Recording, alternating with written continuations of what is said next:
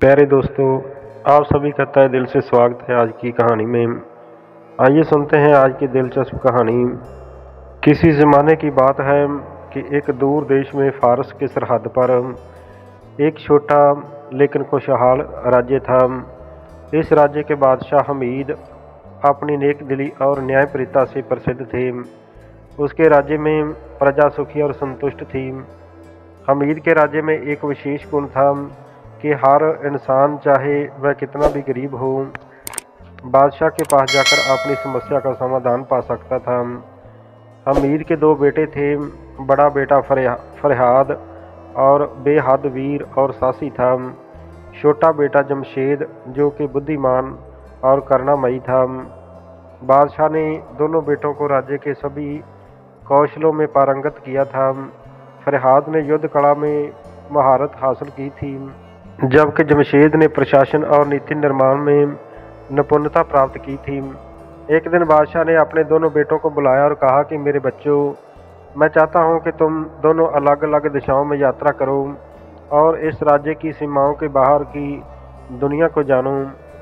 इससे तुम्हें जीवन की वास्तविकता का ज्ञान होगा और प्रजा की समस्याओं को समझने में मदद मिलेगी। तो फरहाद ने पूर्व की दिशा चुनी, जबकि जमशेद ने पश्चिम की दिशा का रुख किया। फरहाद की यात्रा कठिन और चुनौतियों से भरी हुई थी। उसे कई दुश्मनों का सामना भी करना पड़ा, लेकिन उसकी वीरता और साहस ने उसे हर मुश्किल से पार लगाया। एक दिन वह गांव में पहुंचा, जहां लोग अत्यंत ही भयभीत और दुखी थे। गांव के लोगों ने फरहाद को बताया कि जंगल में एक भयंकर दानव रहता है और गांव के लोगों को परेशान करता है और उनकी फसलों को नष्ट कर देता है। फरहाद ने गांव के लोगों को आश्वासन दिया और उसी रात जंगल की ओर चल पड़ा। उसने दानव से लड़ाई की और अंत में उसे परास्त किया और गांव के लोगों ने फरहाद की जय जयकार की, उसकी वीरता की प्रशंसा की।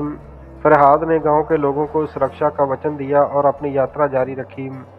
दूसरी ओर जमशेद की यात्रा अपेक्षाकृत शांत और शिक्षाप्रद थी और उसने कई नगरों और गांवों का दौरा किया, वहां के लोगों से मुलाकात की और उनकी समस्याओं को समझा। एक दिन वह एक राज्य में पहुंचा जहां के लोग अत्यंत गरीब और भुखमरी में ग्रस्त थे। तो जमशेद ने वहां के राजा से मुलाकात की और स्थिति की जानकारी ली।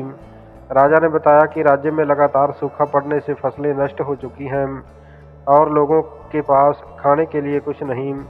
तो जमशेद ने अपनी बुद्धिमानी का उपयोग कर एक योजना बनाई। उसने पास की नदी से एक नहर बनाने का सुझाव दिया, जिससे पानी को गांव तक पहुंचाया जा सके।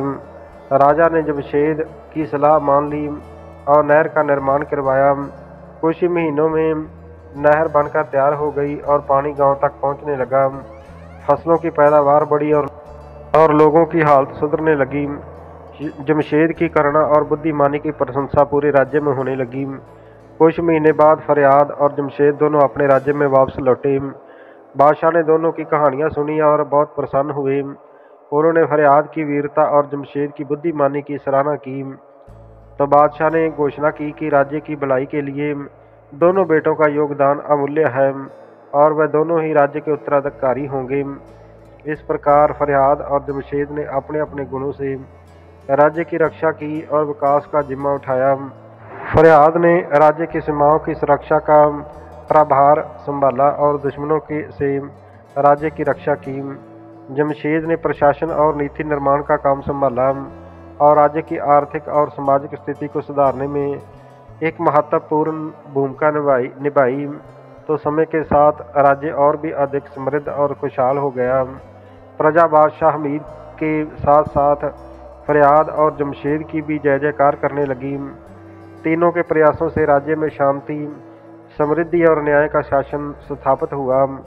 तो इस तरह एक नेक दिल बादशाह और उसके दो शहजादों की कहानी सदियों तक याद रखी गई और आने वाली पीढ़ियों के लिए प्रेरणा का स्रोत बनी।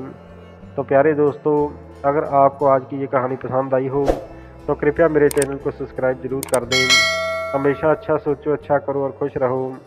धन्यवाद। वंदे मातरम और जय भारत।